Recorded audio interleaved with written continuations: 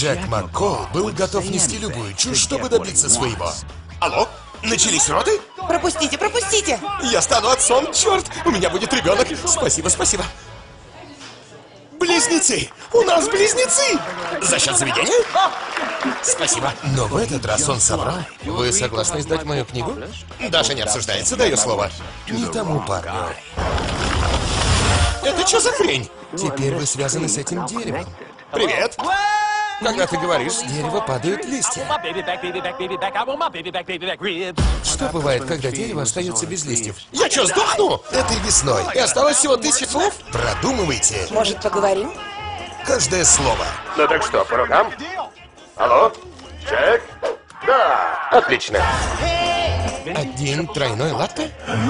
Латте со льдом. Больше молока? Хватит мычать и жестикулировать. Будь самим собой. Каждое слово оказывает глубокое влияние на Вселенную.